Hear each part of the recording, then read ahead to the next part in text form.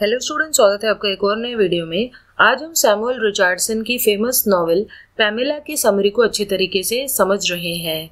ये स्टोरी एक epistolary novel है।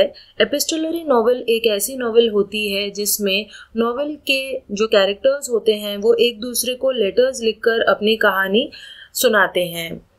तो इस कहानी में पैमेला नाम की एक लड़की होती है जो अपने अच्छे कैरेक्टर की वजह से, अपनी अच्छी क्वालिटीज के कारण एक बुरे इंसान को भी बदल देती है। तो चलिए अब हम लोग इस नॉवेल के इंट्रोडक्शन को देखते हैं और उसके बाद फिर समरी को स्टार्ट करते हैं।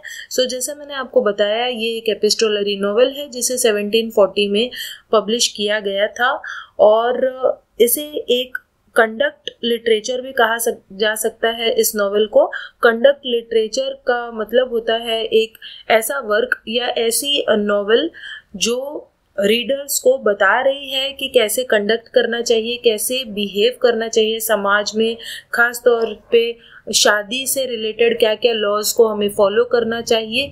ये काफ़ी सारी चीज़ें हमें इस नॉवेल से सीखने को मिलती हैं। तो चलिए अब हम लोग समरी को स्टार्ट करते हैं। स्टोरी की शुरुआत होती है जहाँ पे हमें पैमेला एंड्रयूज नाम की एक 15 साल की लड़की दिखाई जाती है जो काफ़ी वर्चुअस है, यानी वेल बिहेव्ड है, लेकिन काफ़ी गरीब है। वो एक मेड का यानी नौकरानी का काम किया करती थी एक अमीर औरत के घर में जो बेडफोर्डशायर में रहती थी। उस अमीर औरत का नाम था लेडी बी। तो वो जो लेडी बी थी, एक बार वो काफ़ी ज़्यादा बीमार पड़ जाती है और जब वो मरने ही वाली थी तब लेडी बी पैमेला से कहती है कि मेरे मरने के बाद तुम मेरे लड़के मिस्टर बी के लिए काम करना। और इस तरीके से पैमेला मिस्टर बी के लिए काम करने लग जाती है और मिस्टर बी उसके काम से खुश होकर उसे एक बार 4 गिनीज, गिनी एक तरह की करेंसी होती है, 4 गिनीज भी उसे देते हैं, कॉइन्स, और कुछ सिल्वर भी देते हैं उसकी मदर के पॉकेट से निकाल कर। तो इस तरीके से थोड़ा सा वो पैसा चुरा कर वो पैमेला को दे देता है और पैमेला उस पैसे को अपने माता पिता को भेज देती है क्योंकि उसके माता पिता बहुत ज़्यादा गरीब थे और उनके ऊपर बहुत सारे डेट्स यानी कि बहुत सारे लोन्स थे। और वो एक लेटर के द्वारा ये भी बताती है कि उसकी नई पोजीशन क्या है उस घर में, और इस तरीके से पूरे नॉवेल में वो अपने पेरेंट्स को ही लेटर लिख रही होती है। तो at first Pamela is overjoyed. तो पहले तो पैमेला को बहुत खुशी होती है जब उसे ये नया काम मिलता है, लेकिन वो नोटिस करती है कि जो मिस्टर बी है वो थोड़ा सा कैरेक्टरलेस होता है और वो उसके पीछे पड़ जाता है। वो इस चीज़ को नोटिस करने लगती है। तो पैमेला को उस घर के बाकी के सर्वेंट्स भी अच्छे लगने लगते हैं, खासतौर पे मिसेस जर्विस जो कि पैमेला का ध्यान रखती हैं, उसे एडवाइस भी देती हैं।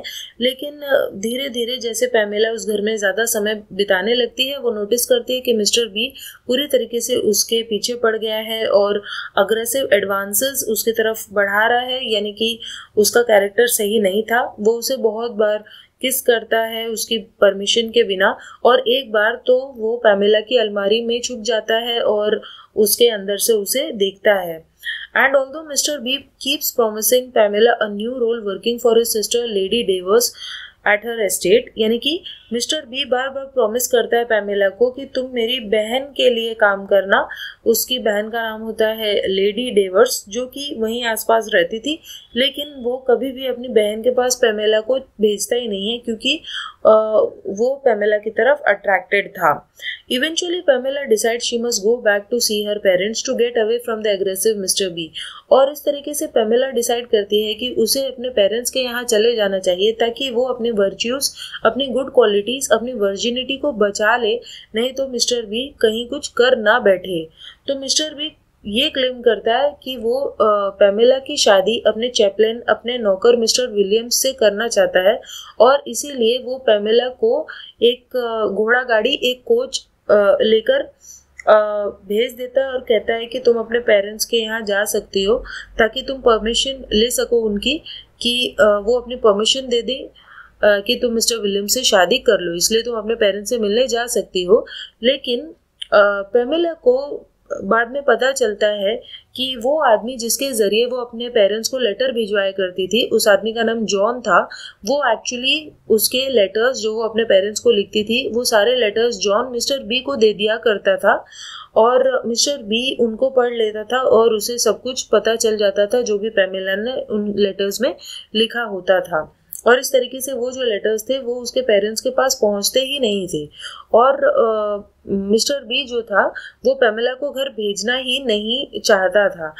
तो जब पैमेला उस कोच में बैठती है अपने घर जाने के लिए, तो वो कोच उसे घर ना ले जाकर मिस्टर बी के एक दूसरे घर में ले जाता है जो कि लिंकनशायर नाम की जगह में होता है। लिंकनशायर में मिस्टर बी का एक बड़ा एस्टेट, एक बड़ी सी प्रॉपर्टी होती है, वहाँ पर पैमेला को वो कोच ले जाता है और इस तरीके से मिस्टर बी की प्रिजनर बनकर, कैदी बनकर लिंकनशायर एस्टेट में पैमेला को रहना पड़ जाता है।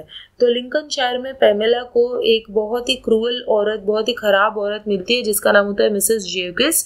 और मिसेस जेवकिस का ये काम था कि वो 24 घंटे पैमेला पर निगरानी रखती थी और ताकि पैमेला जो है वो वहाँ से भाग ना सके। और वो फोर्स करती थी पैमेला को कि उसे एक ही बेड में सोना है जहाँ पर वो खुद सोएगी और बाकी की एक नौकरानी सोएगी ताकि पैमेला भाग ना सके। और इनफैक्ट वो दरवाजे को भी बाहर से लॉक कर देती थी ताकि पैमेला बिल्कुल भी भाग ना सके। लेकिन फिर भी पैमेला किसी तरीके से वहाँ से एस्केप करना चाहती थी, अपने पेरेंट्स को देखना चाहती थी, लेकिन वो ऐसा कुछ भी नहीं कर पा रही थी और ना ही उन्हें लेटर्स लिख पा रही थी। इसलिए वो एक जर्नल लिखने लगती है, एक छोटी सी उसके पास डायरी होती है जिसमें वो चीज़ें लिखने लग जाती है। और जब वो लिंकनशायर में होती है तो पैमेला को वो जो नौकर था मिस्टर विलियम्स वो मिलता है, जिसका बहाना किया था मिस्टर बी ने कि वो पैमेला की शादी मिस्टर विलियम्स से कराना चाहता। तो पैमेला उस मिस्टर विलियम्स से मिलती है जो कहता है कि मैं किसी भी तरीके से तुम्हारी मदद करूँगा यहाँ से भागने में। दे एक्सचेंज लेटर्स इन सीक्रेट और वो लोग पैमेला और मिस्टर विलियम्स एक दूसरे को लेटर लिखने लगते हैं चोरी छुपे, और ताकि मिसेस जेवकिस को इसके बारे में पता ना चल सके। और धीरे धीरे मिस्टर बी को मिस्टर विलियम्स से जलन होने लगती है जब वो देखता है कि मिस्टर विलियम्स की बहुत ज़्यादा एक क्लोज फ्रेंडशिप हो गई है पैमेला से, और इसीलिए वो मिस्टर विलियम्स को फंसा देता है रोड पे, उसकी एक बहुत बड़ी चोरी करवा देता है मिस्टर विलियम्स की चोरी करवाता है और बाद में उसे जेल में भी फिकवा देता है। With the cooperation of Mrs Jewkes, Mr B secretly comes back to his Lincolnshire house और मिसेस जेवकिस की मदद से मिस्टर बी फिर से लिंकनशायर घर में आता है। और वो नौकरानी जो पैमेला के साथ सोया करती थी उसका नाम था नैन। तो एक दिन मिस्टर बी जो है वो अपना भेष बदल कर नैन बन जाता है और वो पैमेला के साथ सो जाता है। और उस दिन तो वो पैमेला को सेक्सुअली असॉल्ट कर देता है, जिसकी वजह से पैमेला को बहुत ज़्यादा धक्का लग जाता है और उसे चक्कर आ जाता है। और उस रात मिस्टर बी वहाँ से चला जाता है, लेकिन फिर भी वो पैमेला पे निगरानी रख रहा होता है और उसे पैमेला का कुछ लिखा हुआ मिल जाता है, यानी उसे वो जर्नल मिल जाती है जिसे पैमेला लिखा करती थी। और वो पढ़ने के बाद मिस्टर बी जो था वो गुस्सा नहीं होता क्योंकि उन पेजेस में बहुत सारी उसके बारे में बुराई लिखी हुई थी उस जर्नल में, लेकिन फिर भी वो बुरा नहीं मानता, उल्टा वो बहुत ज़्यादा इमोशनल हो जाता है। और फिर वो फाइनली पैमेला को कहता है कि तुम जाकर अपने पेरेंट्स से मिल सकती हो। वो उसे अपने पेरेंट्स से मिलने की इजाज़त दे देता है।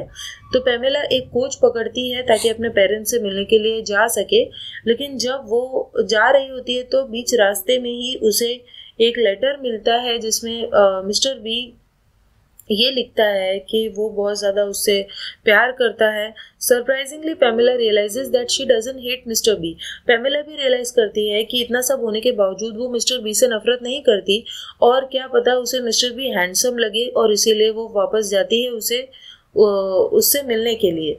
तो जब पैमेला वहाँ पहुँचती है वो देखती है कि मिस्टर बी बदल गया है और वो थोड़ा काइंड हो गया है और बहुत ही अर्नेस्टली वो उससे शादी करना चाहता है। वो नाटक नहीं कर रहा है, लेकिन फिर भी पैमेला को ये डर था कि क्या पता मिस्टर बी बस ढोंग कर रहा है और वाकई में उससे शादी ना करे, और इसीलिए मिस्टर बी बहुत सारी चीज़ें करता है ताकि वो अपने आप को प्रूव कर सके पैमेला को कि वो कोई नाटक नहीं कर रहा है और इसीलिए वो मिस्टर विलियम्स की बेल करवा देता है, उसे जेल से छुड़वाता है और वो पेमेला के पिता को भी वहां पर लेकर आता है। और इस तरीके से धीरे धीरे वो लोग दोनों ये डिसाइड कर लेते हैं कि वो एक दूसरे से शादी कर लेंगे। और पेमेला मिस्टर बी से कहती है कि तुम्हारे परिवार का जो छोटा सा चर्च है, चैपल है, जाओ और उसे साफ करवा दो ताकि हम लोग वहां पर शादी कर सकें। और इस तरीके से पेमेला और मिस्टर बी एक छोटी सी वेडिंग करते हैं और बहुत टाइम तक किसी को इसके बारे में बताते नहीं है, इसीलिए क्योंकि मिस्टर बी बहुत अमीर होता है लेकिन पेमेला गरीब होती है। और मिस्टर बी जो है वो काफ़ी अच्छे से पेमेला को ट्रीट करने लगता है, लेकिन जो वहाँ के लोकल जेंट्री यानी लोकल अमीर लोग होते हैं, खास तौर पे लेडी डेवर्स, वो इस बात को स्वीकार नहीं कर पाती कि मिस्टर बी जैसे अमीर आदमी ने एक लोअर क्लास की गरीब लड़की पेमेला से शादी कर ली है। तो पहले तो वो अमीर लोग एक्सेप्ट नहीं कर रहे होते, लेकिन पेमेला की अच्छाइयाँ देखकर, उसकी सुंदरता देखकर वहाँ के अमीर लोग और लेडी डेवर्स भी उनके रिलेशनशिप को कबूल कर लेते हैं और इस तरीके से पेमेला उस अमीर सोसाइटी का एक हिस्सा बन जाती है। लेकिन मिस्टर बी से शादी करने के बाद भी पेमेला के सामने थोड़ी कठिनाइयाँ आती हैं। पेमेला जो थी वो जितना भी पैसा उसके पास आता है, क्योंकि अब वो अमीर हो गई थी, वो गरीबों के लिए यूज़ किया करती थी।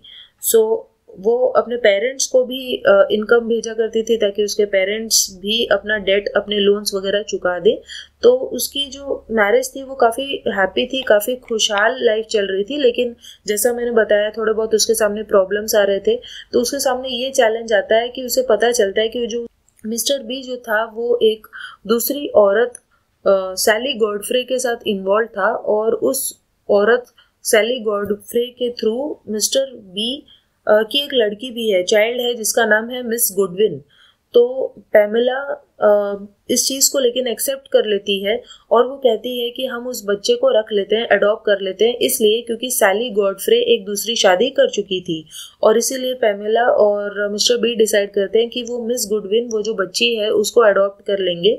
और इस तरीके से वहीं पर स्टोरी खत्म हो जाती है। और एपिलॉग में यानी स्टोरी के आखिरी पार्ट में जो एडिटर है, यानी कहानी का जो एडिटर है, वो ये बताता है कि इस बुक में ये जो बताया गया, ये जो लेसन्स सिखाए गए, मॉरल सिखाए गए, वो पेमेला को एक रोल मॉडल बनाते हैं ताकि सभी लोग पेमेला को फॉलो कर सकें कि अगर हम एक अच्छा इंसान बनेंगे तो हमारे साथ अच्छा ही होगा और बुरे लोग भी हमारा अच्छा बिहेवियर देखकर बदल जाएंगे। और यहीं पर नॉवेल का अंत हो जाता है। सो आई होप आपको इस नॉवेल की समरी अच्छी तरीके से समझ में आई होगी। काफ़ी सिंपल सी स्टोरी है। सो चलिए हम मिलते हैं नेक्स्ट वीडियो में, तब तक के लिए बाय।